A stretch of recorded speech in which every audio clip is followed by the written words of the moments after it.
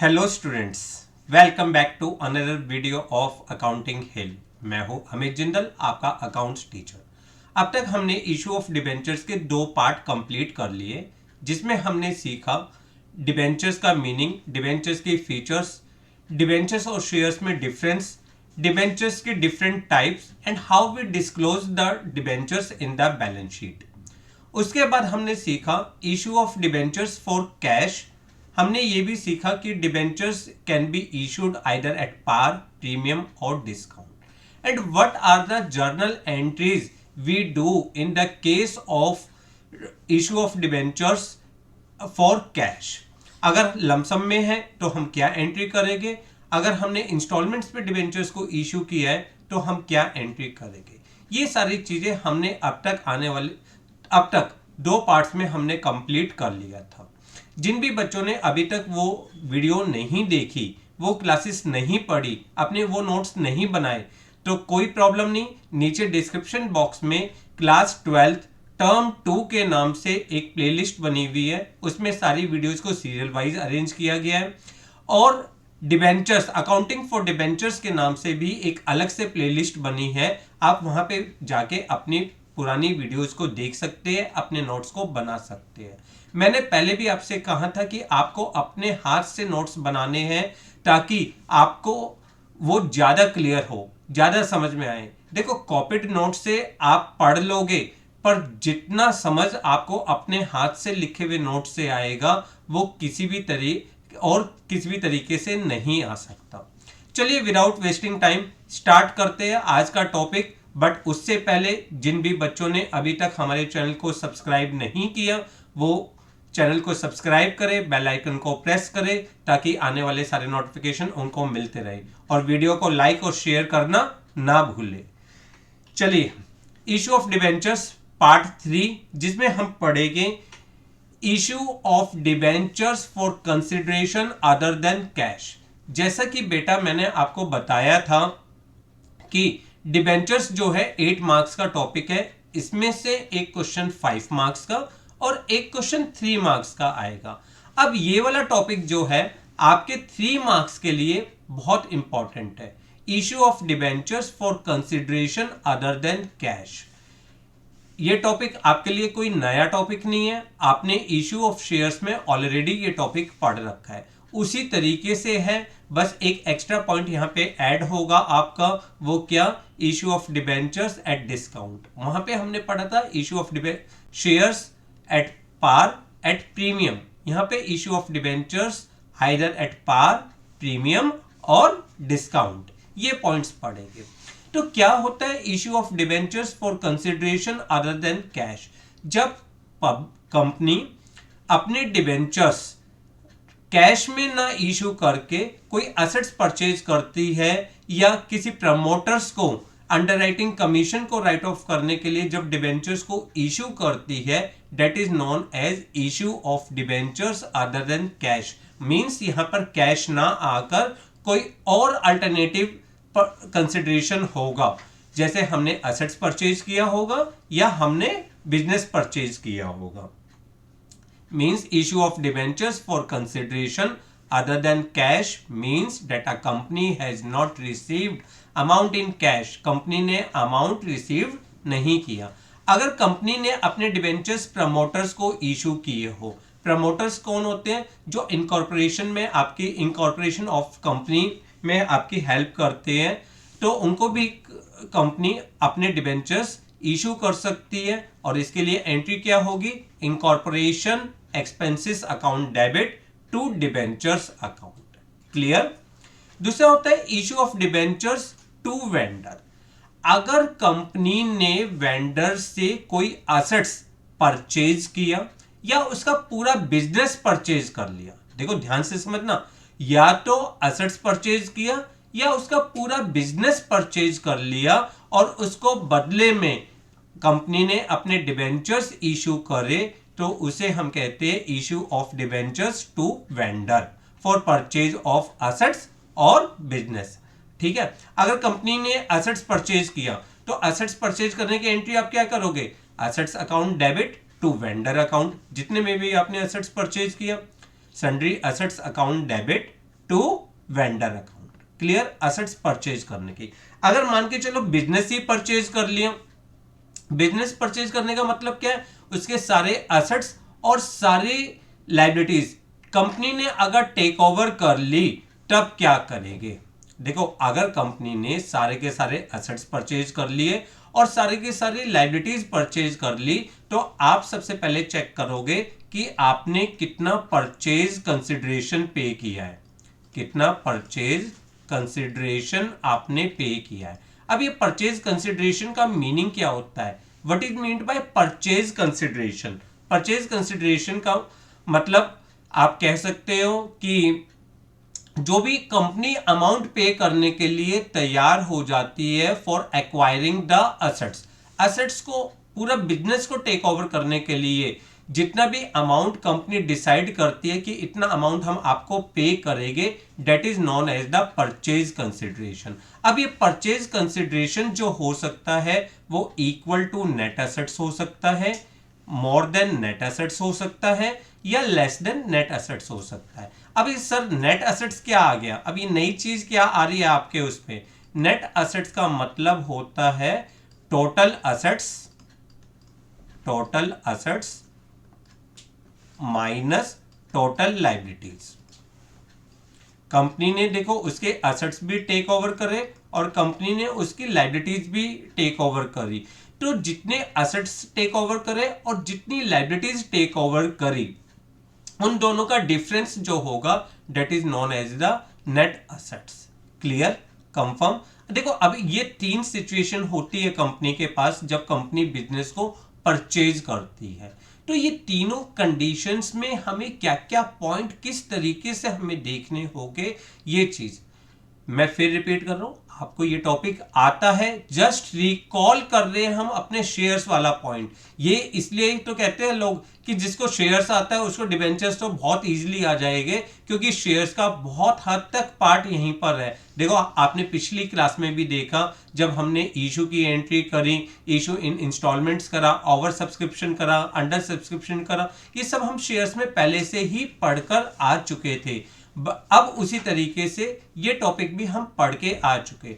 अगर आपका purchase consideration equal to assets हो, मोर देन असेट्स हो या लेस देन असेट्स हो, तो इसका क्या इंपैक्ट होता है, चलिए देखते हैं। उससे पहले परचेज कंसिडरेशन की डेफिनेशन जो मैंने आपको बोला, purchase consideration is the amount agreed to be paid for taking over business from another enterprises. जितना भी हम अमाउंट पे करते हैं एसेट्स को, वो बिजनेस को टेक ओवर करने के लिए, उसे हम परचेज कंसिडरेशन कहते हैं। अब देखो, अकाउंटिंग एंट्री क्या होगी जब भी हम बिजनेस के एसेट्स को परचेज करेंगे।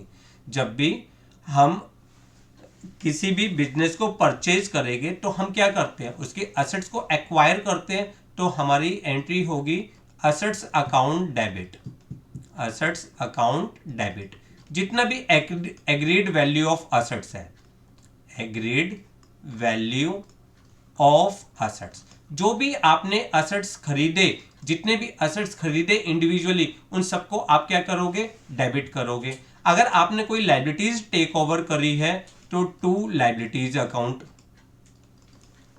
टू लायबिलिटीज अकाउंट, वही agreed amount of liabilities, agreed amount of liabilities, जो आपकी लायबिलिटीज का एग्रीड अमाउंट है वो।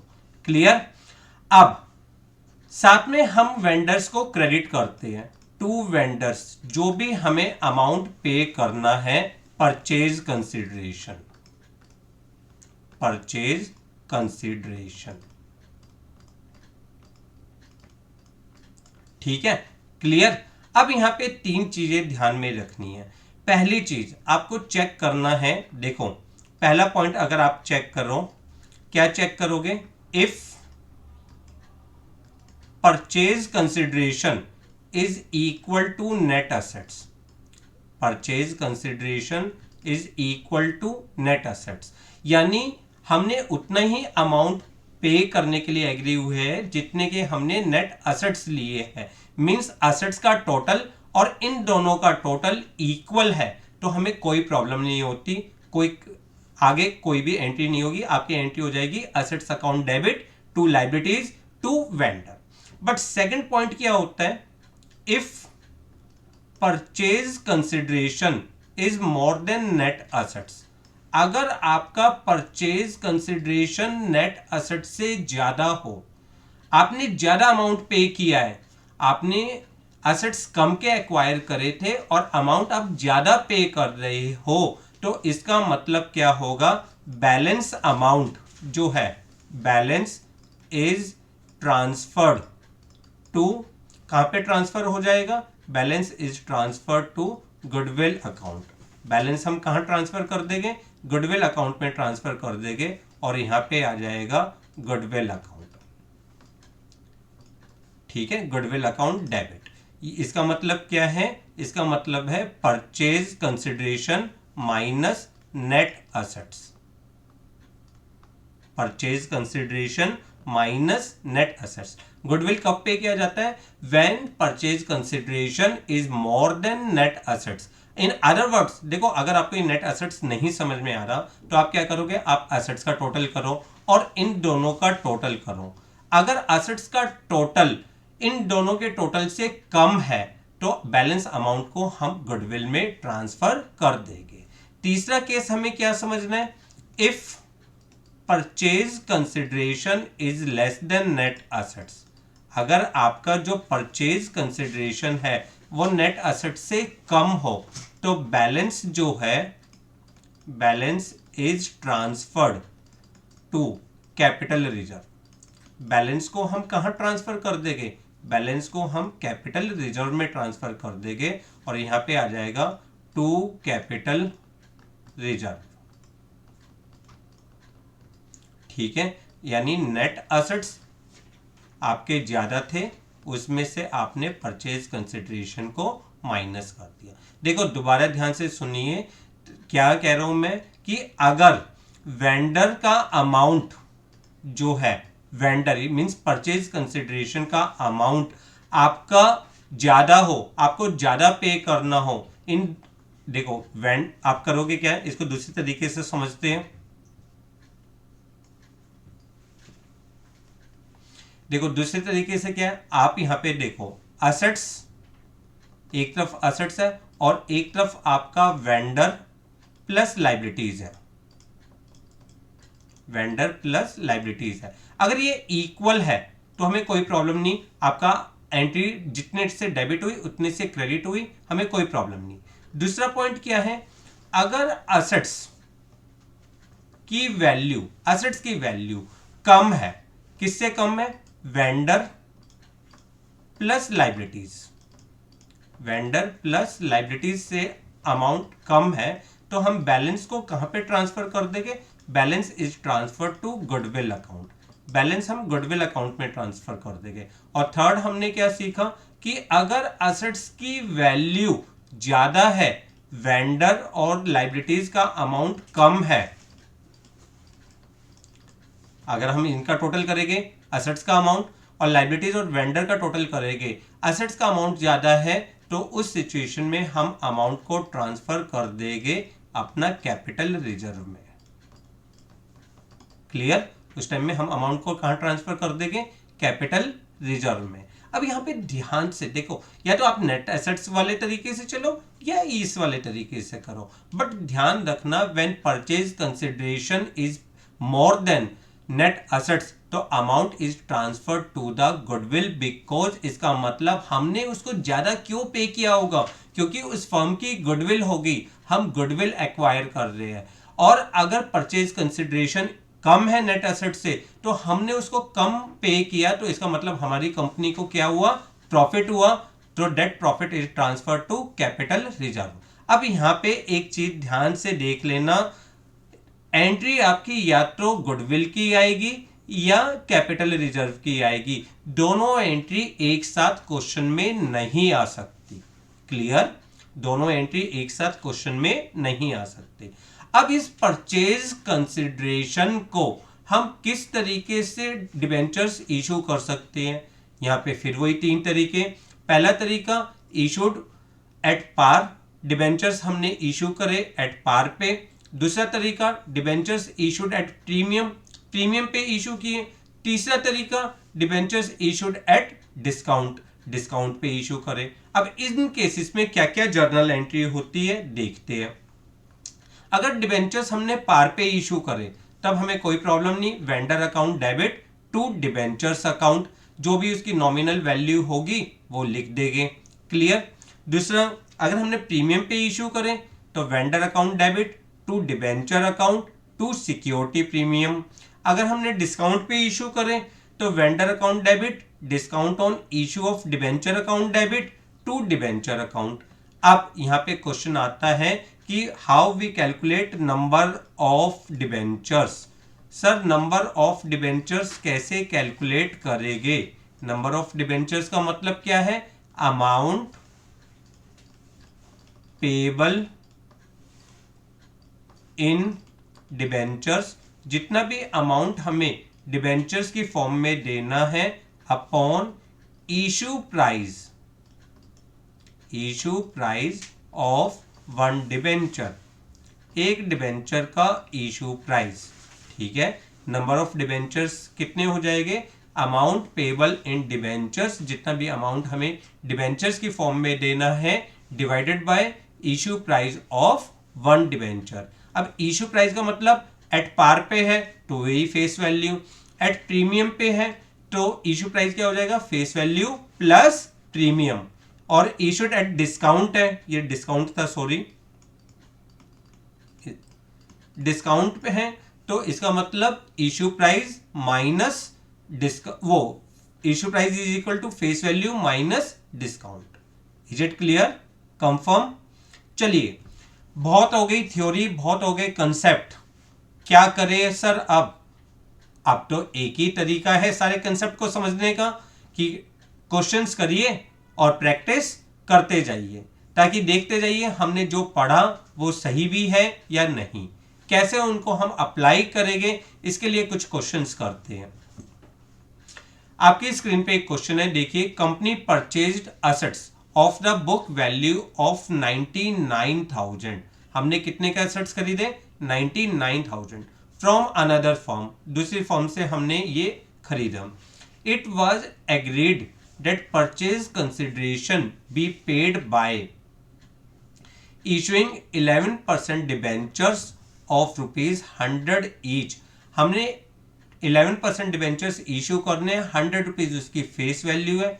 Assume that debentures have to been issued at par, at discount और एट प्रीमियम। मैंने एक ही क्वेश्चन में तीनों केस डाल दिए ताकि आपको समझ में आए कि हम क्या है। सबसे पहले एसेट्स परचेज करने की एंट्री। अब एसेट्स परचेज करने की एंट्री तो कॉमन ही है सब में, वो एंट्री क्या होगी? Assets account debit to vendor account. कर दो जी ये एंट्री, ये तो कॉमन नहीं होगी, तो ये एंट्री क्या हो जाएगी? एसेट्स अकाउंट डेबिट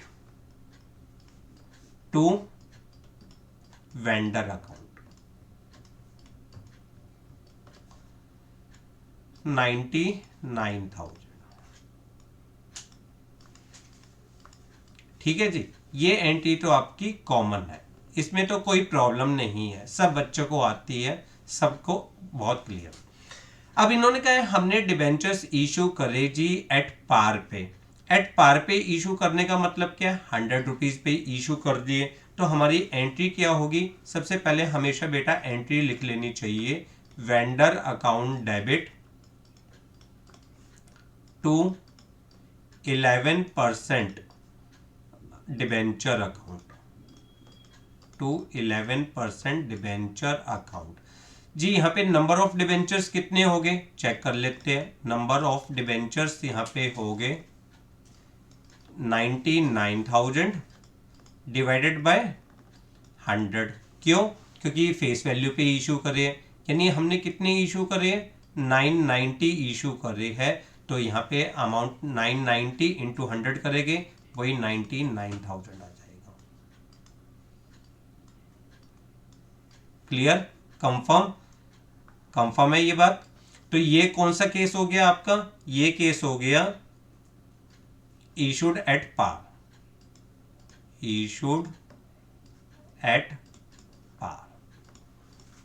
सर अब प्रीमियम का देखो, सेकंड केस क्या था, नहीं सेकंड केस है डिस्काउंट का, प्रीमियम का नहीं है, सेकंड डिस्काउंट का है। तो सेकंड एंट्री हम करेंगे इशूड एट डिस्काउंट। अगर हम सेकंड केस लेते हैं इशूड एट डिस्काउंट, ये केस नंबर ए है, ये केस नंबर बी है। अब कभी भी ऐसा हो तो सबसे पहले आपको अपनी एंट्री कर देनी चाहिए। आपकी एंट्री क्या होगी, वेंडर अकाउंट डेबिट 99,000, यहां पे आएगा discount on issue of debenture debit to 11% debenture, to 11% debenture account. ठीक है, क्लियर। अब यहाँ पे नंबर ऑफ डिबेंचर्स निकालो जी। अब देखो फेस वैल्यू कितनी है, फेस वैल्यू है जी 100, डिस्काउंट है 10% यानी 10 रुपीज। तो इशू प्राइस कितना हो जाएगा ऑफ वन डिबेंचर, 90 रुपीज। तो नंबर ऑफ डिबेंचर्स अगर हम निकाले, नंबर ऑफ डिबेंचर्स हम निकाले तो ये कितना हो जाएगा, 99,000 divided by 90, this will be equal to 11,000 debentures हमें इशू करने हैं। तो 11,000 इंटू 10, 11 एक सेकेंड, सॉरी 1100 डिबेंचर्स इशू करने हैं, जीरो से जीरो भी तो कट होएगी ना। 1100 डिबेंचर्स हमें इशू करने हैं, 1100 इंटू 10 कितना हो जाएगा 11,000, एंड 1,100 इंटू 100 ये आपके लिए हो जाएगा 1,10,000। Clear, confirm. When debentures are issued, debenture हमने इशू करे हैं, किस पे इशू करे, डिस्काउंट पे इशू करे हैं। क्लियर। नेक्स्ट केस, अब लास्ट केस क्या था, प्रीमियम पे इशू करे। अगर हमने प्रीमियम पे इशू करे तो पहले सबसे पहले एंट्री पास करो, डिबेंचर्स इशूड एट प्रीमियम। हमने डिबेंचर्स किस पे इशू करे, प्रीमियम पे इशू करे, पार्ट सी कर रहे हैं हम। अब पार्ट सी कर रहे हैं तो सबसे पहले जर्नल एंट्री, आपकी जर्नल एंट्री क्या होगी, vendor account debit to 11% debenture account,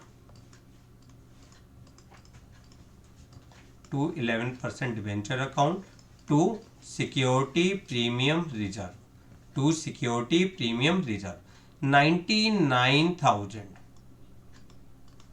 अब यहाँ पे नंबर ऑफ डिबेंचर्स निकालो, वही फेस वैल्यू कितनी है 100 प्लस प्रीमियम, प्रीमियम भी 10% है, यानी इशू प्राइस कितना हो गया 110। Number of debentures 99,000 divided by 110, this will be equal to 900 debentures. तो 900 इंटू 100 कितना आ जाएगा 90,000, 900 इंटू 10 कितना आ जाएगा 9,000। क्लियर, याद आ गया इशू ऑफ शेयर्स। अगर थोड़ा बहुत भूल भी गए थे तो सेम टॉपिक है। तो हमने क्या करा, अगर हमने असेट्स परचेज किया तो assets account debit to vendor, फिर हमने डिबेंचर्स को इशू करने की। यहाँ पे वो क्वेश्चंस भी है कि अगर पार्टली अमाउंट हमने कैश पे कर दिया तो vendor account debit to bank account और फिर टू डिबेंचर। तो यहाँ पे जितना अमाउंट हमें अमाउंट पेबल इन डिबेंचर्स आता है, मतलब परचेज कंसिडरेशन, उसमें से कैश जितना पे कर दिया वो माइनस करके amount payable in debentures. Clear, issued at discount भी समझ में आ गया, इशूड एट प्रीमियम भी समझ में आ गया, कोई प्रॉब्लम नहीं। चले करे आगे बढ़े, चलो नेक्स्ट क्वेश्चन देखते हैं। X limited took over assets of 7 lakh rupees, हमने असेट्स खरीदे 7 लाख के, and liabilities of 60,000 rupees of Y limited. इसका मतलब हमने टोटल बिजनेस परचेज कर लिया, एंड परचेज कंसिडरेशन जो दी हुई है वो 6,60,000 रुपीज दी हुई है। अगर अब आप यहाँ पे ध्यान से देखो आपका नेट असेट्स कितने का है, अगर देखो आप दो तरीके से पॉइंट निकाल सकते हो। नेट असेट्स है जी आपके 7 लाख और माइनस 60,000 कितना हो गया 6 लाख 40। आप परचेज कंसिडरेशन कितना है, आपका परचेज कंसिडरेशन है 6,60,000, यानी purchase consideration is more then, purchase consideration जो है नेट असेट से ज्यादा है, नेट असेट से ज्यादा है। तो अमाउंट गोज टू, कहाँ पे अमाउंट जाएगा, गुडविल में जाएगा। और कितना जाएगा, जो डिफरेंस है यानी 20,000 रुपीज आपका 20,000 रुपीज आपका गुडविल में ट्रांसफर हो जाएगा। क्लियर। या तो आप इस तरीके से करिए, नहीं तो सीधा एंट्री करते जाइए। आपकी एंट्री क्या होगी, assets account debit, assets account debit. कितने का असेट्स लिया, 7 लाख का। टू लाइबिलिटीज,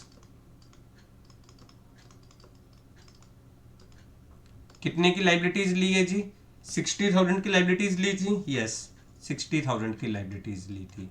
ओके जी।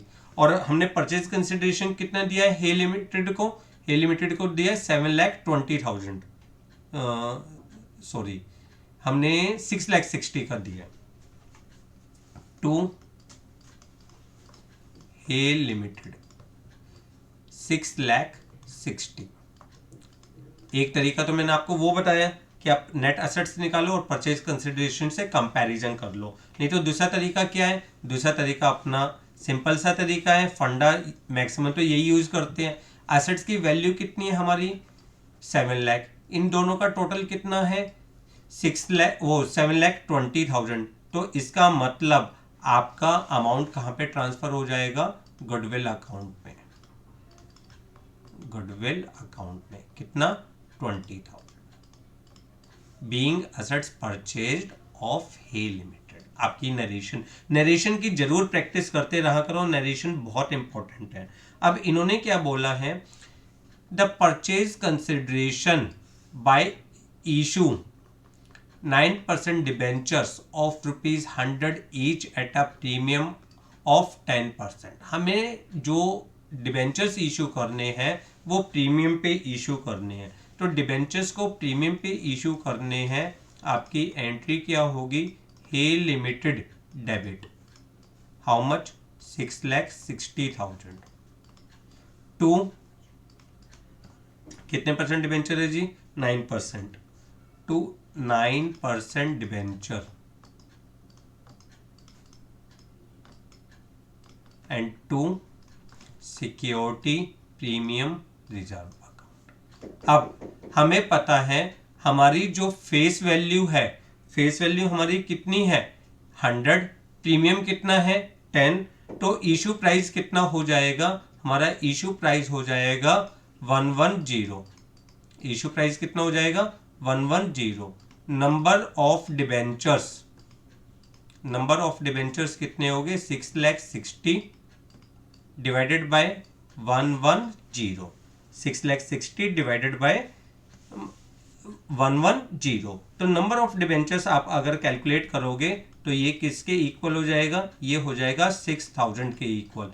तो 6,000 into 100 this is equal to 6 lakh and 6,000 into 10 this is equal to 60,000। Clear, simple, कोई प्रॉब्लम ही नहीं है। 6,000 इंटू ये तो हमेशा फेस वैल्यू पे रहेगा और 6,000 इंटू 10 ये आपका सिक्योरिटी प्रीमियम पे चला जाएगा। क्लियर, समझ में आ गया। एक क्वेश्चन, लास्ट क्वेश्चन और करते हैं ताकि हमारे कंसेप्ट पूरी तरह से क्लियर हो। X limited purchased assets of 8,40,000। हमने कितने के असेट्स परचेज किए, हमने असेट्स परचेज किए 8,40,000 रुपीज के, और लाइबिलिटीज को जो टेक ओवर किया है वो 80,000 रुपीज की लाइबिलिटीज को टेक ओवर किया है for a purchase consideration of 7,20,000 rupees. अगर हम अपना उसी वे से निकालने की कोशिश करें तो हमारा देखो, हमने नेट एसेट्स, अगर हम अपने नेट एसेट्स की बात करते हैं, हमने नेट एसेट्स कितने के लिए 8,40,000, इसमें से माइनस कर दो 80,000, तो 80,000 अगर आप माइनस करोगे तो कितना 7,60,000, बट परचेज कंसिडरेशन आपका कितना है 7,20,000, तो balance amount is transfer to, आपने परचेज कंसिडरेशन कम पे किया है, कम पे किया है तो कंपनी को क्या होगा, प्रॉफिट होगा, कैपिटल रिजर्व, कितना कैपिटल रिजर्व आ जाएगा 40,000 रुपीज आपका कैपिटल रिजर्व आ जाएगा। नहीं तो आप एंट्री उसमें भी कर सकते हो, ये तो एक सिंपल आपको समझाने के लिए है कि आप किस तरीके से पॉइंट को देखते हो। देखिए अब आपकी एंट्री क्या होगी, आपकी एंट्री होगी assets account debit, assets account debit, how much 8,40,000 to liabilities, liabilities आपने कितने की ली है 80,000 रुपीज की लाइबिलिटीज ली है, टू हे लिमिटेड कितने का आपने परचेज कंसिडरेशन पे किया है 7,20,000, अब इन दोनों का टोटल देखो, इन दोनों का टोटल कितना है 8 लाख, इसका टोटल कितना है 8,40,000, तो अमाउंट कहां पे ट्रांसफर हो जाएगा, अमाउंट ट्रांसफर हो जाएगा कैपिटल रिजर्व से, ठीक है क्लियर, कितना 40,000, समझ में आ गया।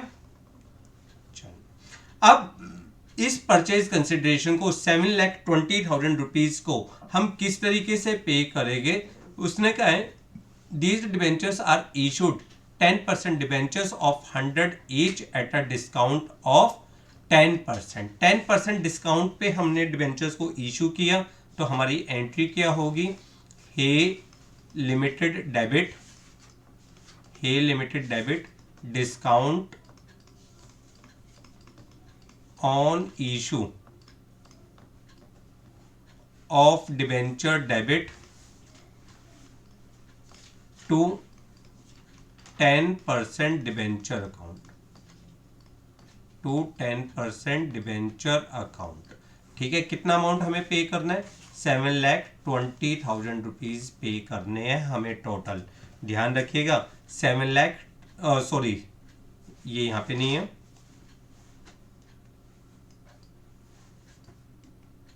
हमें 7,20,000 रुपीज पे करने, ठीक है। अब ये किस तरीके से पे करेंगे इसकी कैलकुलेशन देखते हैं। हमें पता है फेस वैल्यू, फेस वैल्यू कितनी है 100, डिस्काउंट, डिस्काउंट कितने परसेंट है जी 10%, तो issue price of one debenture, एक डिबेंचर का इशू प्राइस कितना हो जाएगा 90, नंबर ऑफ डिबेंचर्स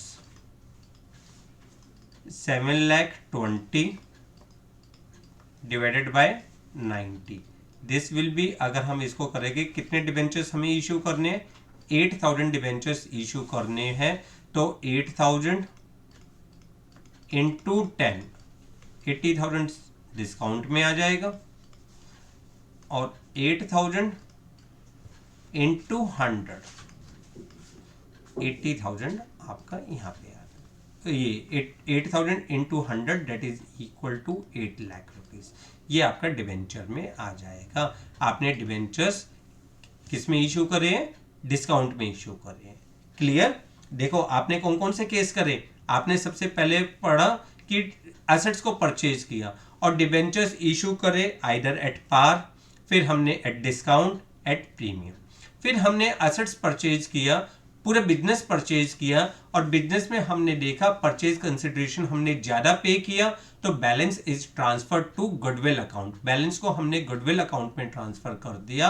और दूसरा हमने देखा, और यहाँ पे डिबेंचर्स आपने प्रीमियम पे इशू करे थे तो आपने वो भी निकालना सीख लिया। फिर आपने एसेट्स जो है नेट एसेट्स जो है वो कम लिए, वो ज्यादा लिए और परचेज कंसिडरेशन आपने कम पे किया, तो balance is transfer to capital reserve, balance कहां पे गया कैपिटल रिजर्व में गया, और यहां पे डिबेंचर्स को आपने डिस्काउंट पे इशू किया। अब आपकी बुक में बहुत सारे क्वेश्चंस होंगे, आप उन क्वेश्चंस को ट्राई कर सकते हैं।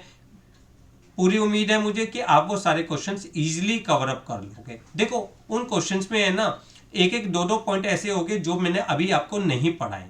जैसे इस यहाँ पे जो डिबेंचर्स का डिस्काउंट था इसको राइट ऑफ करने की एंट्री भी होगी, ठीक है, ये अभी मैंने आपको नहीं पढ़ाया, तो ये हम आने वाली वीडियोज में जब सीखेंगे तो ये क्वेश्चंस एक इस तरह का क्वेश्चन मैं वहां पे भी आपको करवाऊंगा।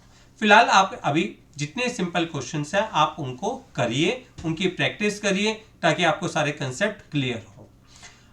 नेक्स्ट क्लास में हम पढ़ेंगे issue of debentures as collateral security. वो भी आपका 3 मार्क्स है। देखो इस बार 3 मार्क्स के क्वेश्चन में एक issue of debentures other than cash, एक issue of debentures as collateral security और एक इंटरेस्ट ऑन डिबेंचर्स और राइटिंग ऑफ लॉस। ये 4 टॉपिक है जो 3 नंबर के क्वेश्चंस में आने के लिए रहते हैं कि ये एग्जाम्स में आ सकते हैं। तो इनको हम करेंगे नेक्स्ट क्लास में। जब तक आप ये सारे नोट्स अपने प्रॉपर बना के रखिए, और अगर आपको कोई भी प्रॉब्लम आती है तो आप हमें नीचे कमेंट बॉक्स में कमेंट करिए ताकि हम आपकी उस प्रॉब्लम के ऊपर आपके एक अलग से वीडियो बनाएं। क्लियर? अगर आपको हमारे वीडियो पसंद आए तो इसे लाइक करिए, शेयर करिए ताकि ये ज़्यादा से ज़्यादा आपके दोस्तों को फायदा पहुंचाए। Thanks a lot for watching the video.